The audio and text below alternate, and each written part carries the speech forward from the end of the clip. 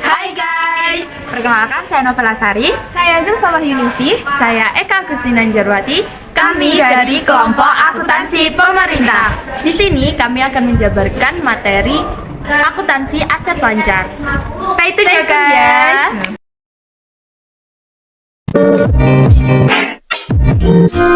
Halo semuanya, di sini saya akan menjelaskan tentang akuntansi kas dan satuan kerja.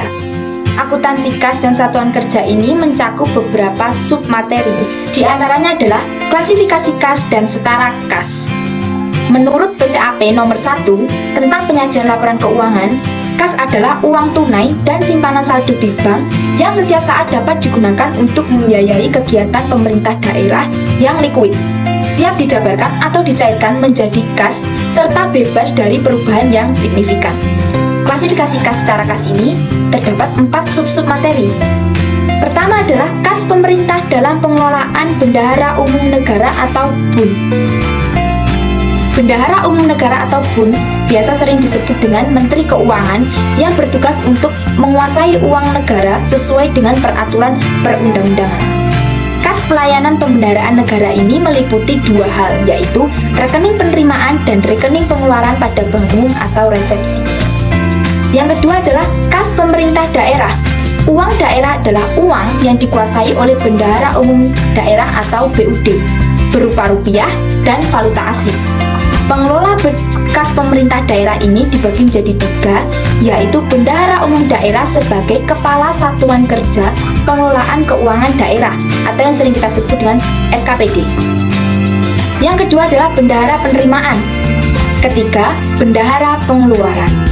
Berikutnya adalah kas dan setara kas. Mencakup kas yang dikuasai, dikelola, dan dipertanggungjawab. Di bawah pertanggungjawaban Bendahara Umum Daerah atau BUD dan Bendahara Pengeluaran. Kas dan setara kas ini terdiri atas saldo rekening kas daerah dan setara kas. Saldo rekening kas daerah itu adalah saldo yang menampung penerimaan dan pengeluaran daerah. Sedangkan setara kas adalah setara dengan surat utang negara atau obligasi atau sering disingkat dengan SUN. Dan deposito kurang dari 3 bulan yang dikelola oleh BUD. Yang terakhir adalah kas pemerintah di luar pengelolaan Bendahara Umum Negara dan Daerah atau BUND, mencakup 4 hal. Yang pertama adalah kas di Bendahara Penerimaan.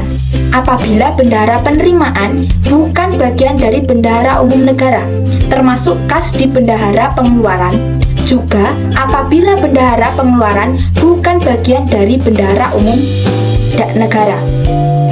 Ketiga adalah saldo kas lainnya yang diterima dari kegiatan pemerintah. Ini seperti kas yang diterima pemerintah daerah, tetapi bukan tujuan awal atau bukan tujuan utama dari program kerja pemerintah daerah atau Bendahara Umum Daerah. Yang terakhir adalah kas di Badan Layanan Umum atau Badan Umum Daerah. Masuk ke sub materi yang selanjutnya, yaitu pengukuran dan pengakuan. Yang pertama adalah pengukuran kas dan setara kas.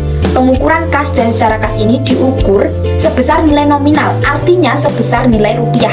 Seperti jika kita mengeluarkan atau Bendahara Umum Daerah mengeluarkan uang Rp 1 juta, kita harus menulisnya ya sesuai dengan nominalnya Rp 1 juta itu, tidak boleh kurang ataupun dilebihkan.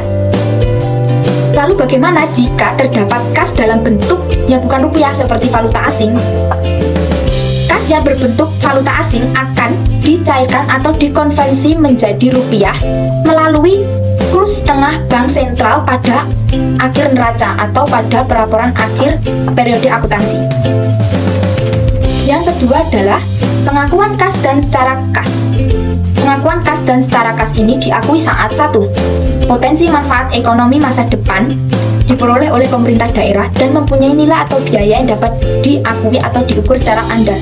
Yang kedua, diterima kepemilikannya atau kekuasaannya berpindah, artinya dapat dikatakan bahwa kas dan setara kas diakui pada saat kas dan setara kas diterima atau dikeluarkan. Artinya, Bendahara Umum Daerah harus menuliskan kas yang diterima atau yang dikeluarkan itu pada saat tanggal terjadinya transaksi tersebut.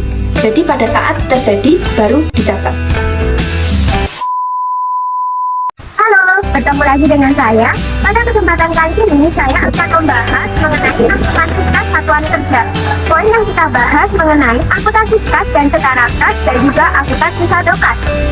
Akuntansi kas dan setara kas dapat dikelompokkan menjadi dua, yaitu transaksi penerimaan kas, yang kedua transaksi pengeluaran kas. Untuk transaksi penerimaan kas terdiri dari 1. Transaksi pendapatan. Sudah diketahui sebelumnya bahwa pendapatan yaitu semua penerimaan rekening kas umum negara atau daerah yang menambah ekuitas dana lancar dalam periode tahun anggaran yang bersangkutan dan tidak perlu dibayar kembali oleh pemerintah.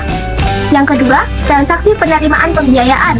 Penerimaan pembiayaan adalah semua penerimaan rekening kas umum negara atau daerah, antara lain berasal dari pinjaman, penjualan obligasi pemerintah, ataupun dana cadangan. Transaksi penerimaan transfer. Penerimaan transfer masuk merupakan penerimaan uang dari entitas pelaporan lain yang menambah ekuitas dana lancar dan tidak wajib dikembalikan.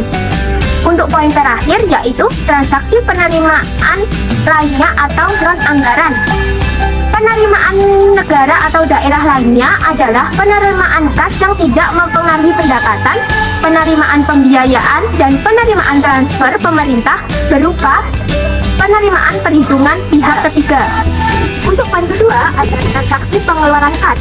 Transaksi pengeluaran kas dibagi menjadi beberapa transaksi. Yang pertama ada transaksi belanja negara atau daerah. Kalian tahu nggak sih apa itu belanja? Belanja adalah semua pengeluaran rekening kas umum negara atau daerah yang mengurangi ekuitas dana lancar dalam periode tahun anggaran yang bersangkutan dan tidak akan diperoleh pembayarannya kembali. Yang kedua, ada transaksi pengeluaran pembiayaan. Pengeluaran pembiayaan adalah semua pengeluaran rekening kas umum negara atau daerah, antara lain pemberian pinjaman kepada pihak ketiga dan pembentukan dana cadangan. Selanjutnya ada transaksi pengeluaran transfer. Contohnya, pengeluaran dana perimbangan oleh pemerintah pusat dan dana bagi hasil oleh pemerintah daerah. Yang poin terakhir, ada transaksi pengeluaran lainnya atau non-anggaran. Transaksi pengeluaran lainnya atau non-anggaran adalah pengeluaran kas yang tidak mempengaruhi anggaran, pendapatan, ataupun belanja pengeluaran pembiayaan. Poin 4, ada akuntansi saldo kas. Akuntansi saldo kas itu sendiri dibagi menjadi dua bagian, yaitu rekonsiliasi bank dan sertifikat. Rekonsiliasi bank dilakukan untuk mencocokkan saldo kas di bank menurut catatan bank dengan catatan akuntansi pada entitas pemerintah yang mengelola rekening pada bank tersebut. Yang kedua ada selisih kas. Selisih lebih kas terjadi apabila catatan akuntansi kas atau buku kas lebih kecil daripada jumlah fisik kas pada tanggal tertentu. Sedangkan selisih kurang kas terjadi apabila catatan akuntansi atau buku kas lebih besar dari jumlah fisik pada tanggal tertentu. Hal yang terkait dengan akuntansi kas. Yang pertama, Satuan Kerja Perangkat Daerah atau yang disingkat dengan SKPD. SKPD ini memiliki pihak-pihak yang terkait, yaitu 1. Penjabat Penatausahaan Keuangan SKPD. Tugas-tugasnya adalah mencatat transaksi kas dan setara kas berdasarkan bukti transaksi yang sah ke buku jurnal umum. Kemudian memposting jurnal transaksi kas dan setara kas ke dalam buku besar tiap rekening. Membuat laporan keuangan yang terdiri atas laporan realisasi anggaran, laporan operasional, laporan perubahan ekuitas, neraca, dan catatan laporan keuangan. Yang kedua adalah bendahara penerimaan SKPD. Tugasnya adalah menyiapkan dan menyampaikan dokumen atas transaksi penerimaan kas dengan proses pelaksanaan sistem akuntansi kas dan setara kas ke PPK SKPD. Yang ketiga, bendahara pengeluaran SKPD memiliki tugas menyiapkan dan menyampaikan dokumen atas transaksi pengeluaran kas dengan proses pelaksanaan sistem akuntansi kas dan setara kas ke PPK SKPD. Yang keempat, pengguna anggaran. Tugasnya adalah menandatangani laporan keuangan SKPD sebelum diserahkan dalam proses penggabungan yang dilakukan oleh fungsi akuntansi PPKD kepada PPK PPKD dan menandatangani surat pernyataan tanggung jawab pengguna anggaran. Pihak yang kedua adalah pejabat pengelola keuangan daerah atau yang disingkat sebagai PPKD. PPKD ini memiliki tugas menandatangani laporan keuangan PPKD sebelum diserahkan dalam proses penggabungan atau konsolidasi yang dilakukan oleh fungsi akuntansi PPKD dan menandatangani surat pernyataan tanggung jawab PPKD. Pihak-pihak yang terkait dalam sistem akuntansi kas dan setara kas pada PPKD sama dengan SKPD, begitupun tugas-tugasnya per pihak, yaitu pejabat penata usahaan keuangan PPKD, 2. Bendahara penerimaan PPKD, 3. Bendahara pengeluaran PPKD. Perbedaannya adalah di PPKD ini tidak ada pengguna anggaran. Selanjutnya, yaitu penyajian kas dan setara di neraca. Yang pertama adalah aset lancar. Aset lancar adalah suatu aset yang diharapkan segera untuk dapat direalisasikan atau dimiliki untuk dipakai atau dijual dalam 12 bulan sejak tanggal pelaporan, meliputi saldo kas pada BUN atau BUD, saldo kas pada bendahara, kas pada bendahara pengeluaran yang bukan berasal dari uang persediaan, kas di badan layanan umum, dan setara kas. Uang yang merupakan hak milik pemerintah disajikan sebagai kas dan setara kas yang merupakan bagian dari SAL atau silpa pada entitas pelaporan. Apabila uang tersebut belum memenuhi kriteria APBN daerah, maka akan disajikan sebagai kas dan setara kas dengan akun pasangan ekuitas dana lancar selain SAL atau silpa.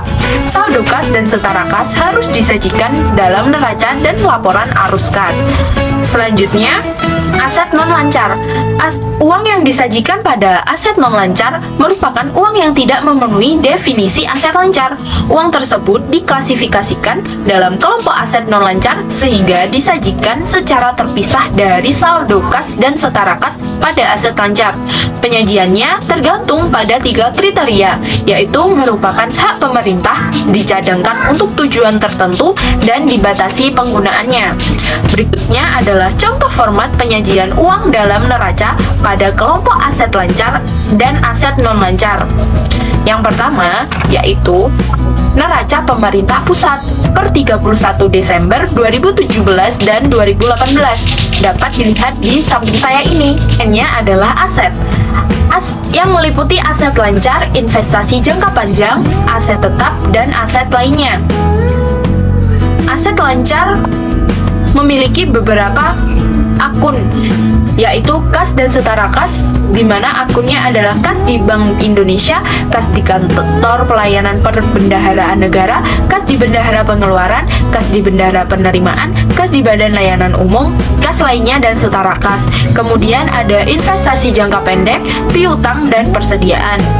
Di aset lainnya juga ada aset yang dibatasi penggunaannya, aset non lancar lainnya. Kemudian di samping saya ini ada contoh neraca pemerintah daerah. Di neraca pemerintah daerah ini sama dengan neraca pemerintah pusat. Bedanya cuma di kas dan setara kas. Jadi di kas dan setara kas itu bedanya itu kalau kas dan setara kas ada di kas daerah, kas di bendahara pengeluaran, kas di bendahara penerimaan, kas di badan layanan umum, dan setara kas. Materi yang kedua yaitu akuntansi piutang satuan kerja. Piutang pendapatan adalah piutang yang timbul atas pendapatan pajak sebagaimana diatur dalam Undang-Undang Perpajakan yang belum dilunasi sampai dengan akhir periode laporan keuangan.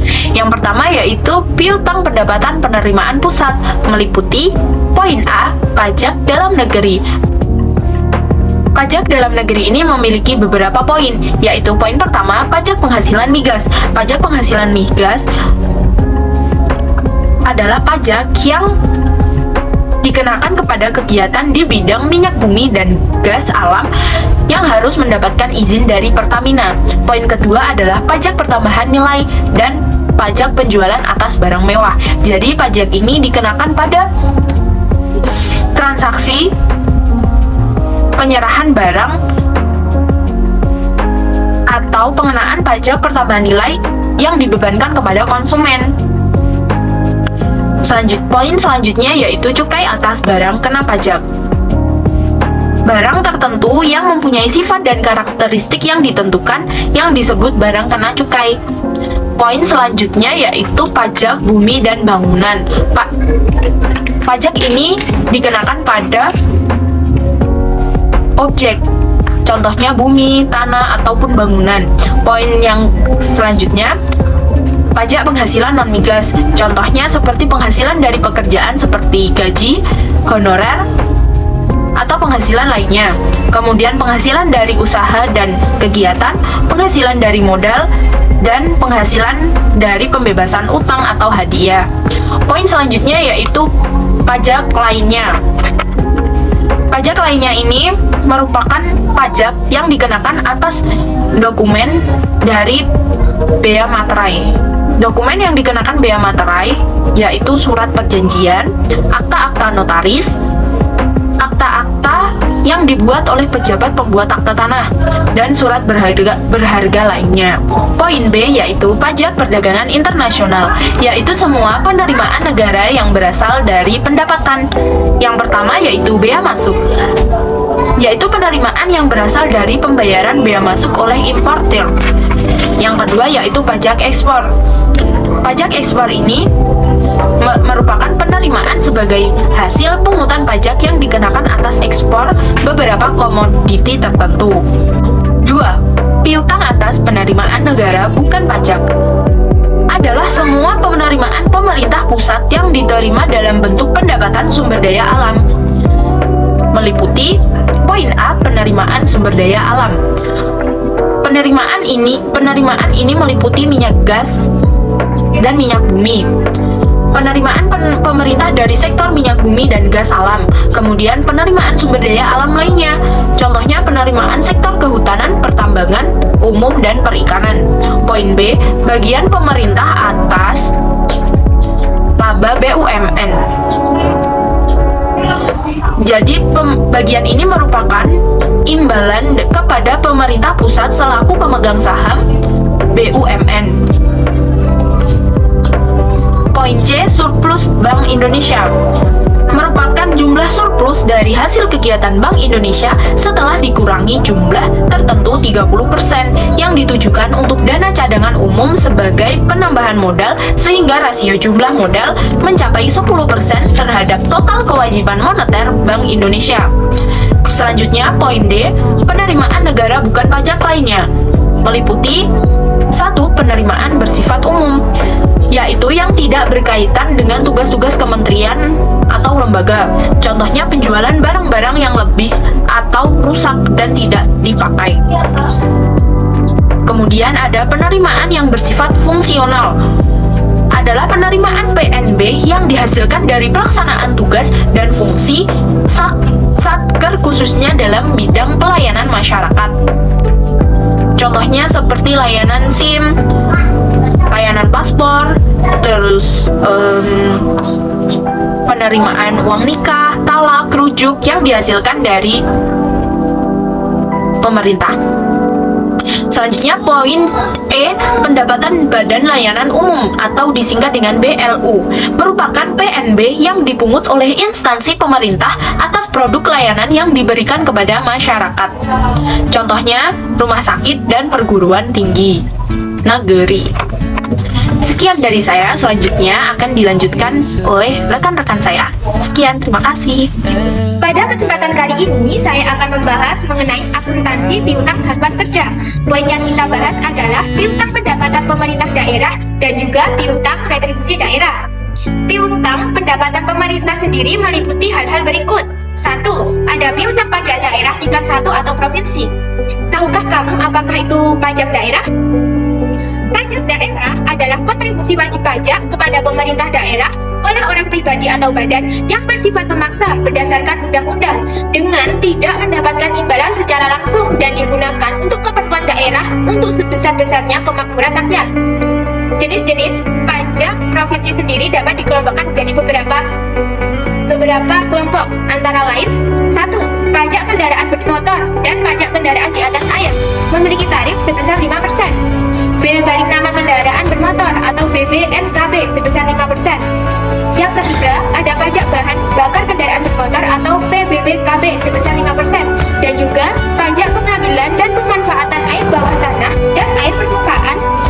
20%. Poin 2, ada pajak kabupaten dan kota. Jenis-jenis pajak kabupaten dan kota antara lain: 1. Pajak hotel.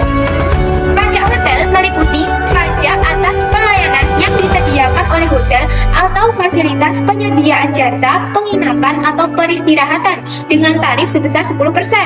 Yang kedua, ada pajak restoran. Pajak restoran memiliki tarif sebesar 10%. Yang ketiga, ada pajak hiburan atau PH dengan tarif 35%. Yang keempat, ada pajak reklame sebesar 25%. Selanjutnya, ada pajak penerangan jalan atau disebut dengan PPJ dengan tarif 10%. Yang keenam, ada pajak bumi dan bangunan.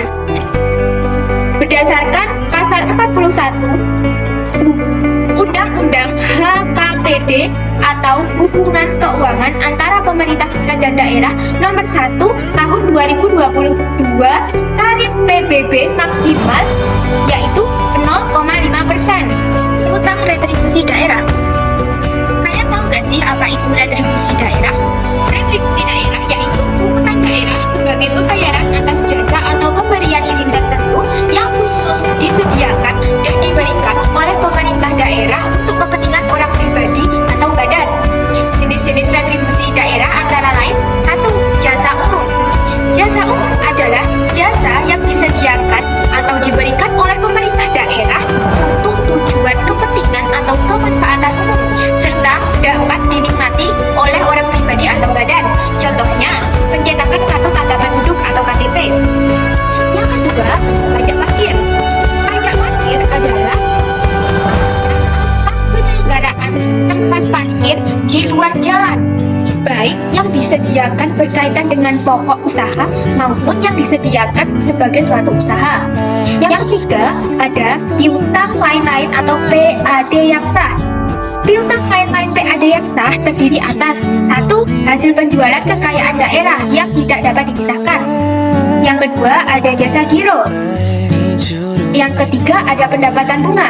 Selanjutnya, ada penerimaan atas tuntutan kerugian daerah, pendapatan denda pajak, pendapatan denda retribusi, pendapatan hasil eksekusi atas jaminan, ataupun pendapatan dana pengembalian.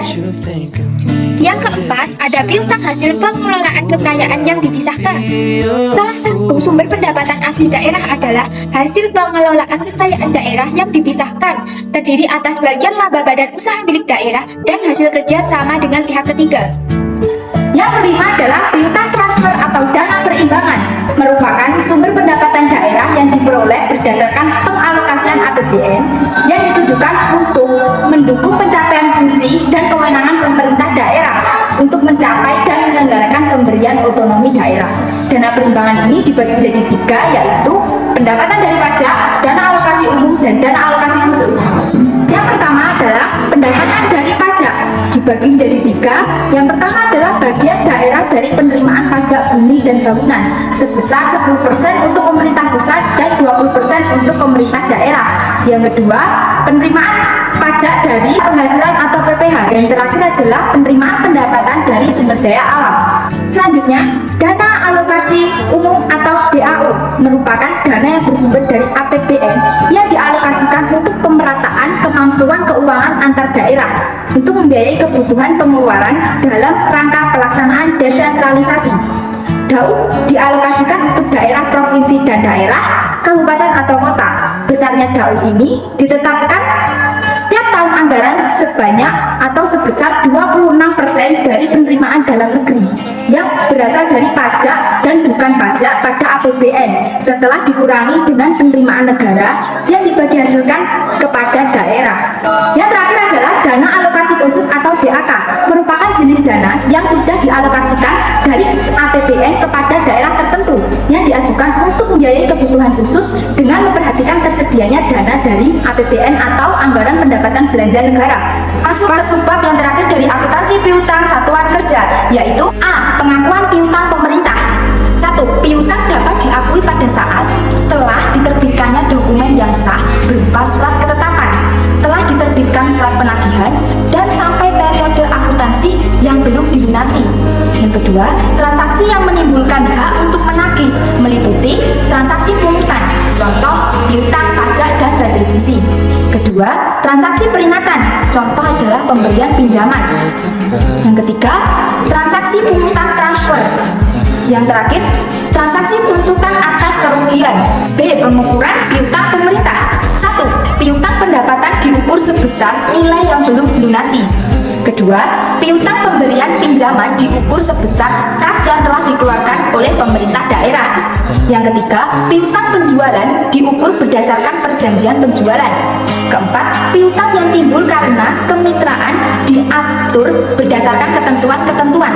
Kelima, piutang dari pemberian fasilitas dihitung sebesar fasilitas yang telah diberikan.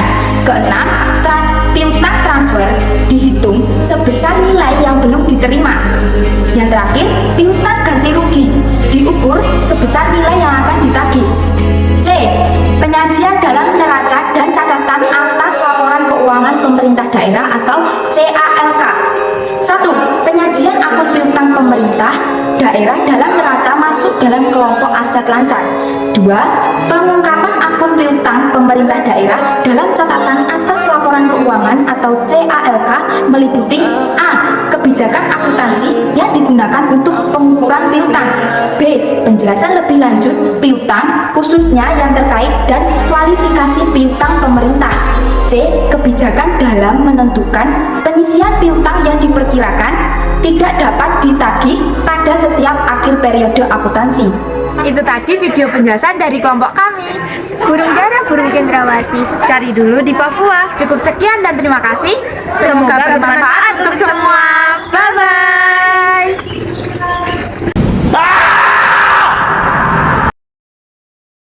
Angkutan yang tidak akan diperoleh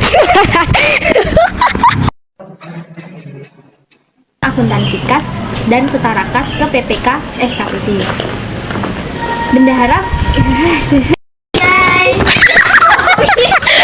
pemerintah. Cari dulu di Papua. Ya. Lipat. Ayo, jangan ganggu. Ayo, cepat. Lipat.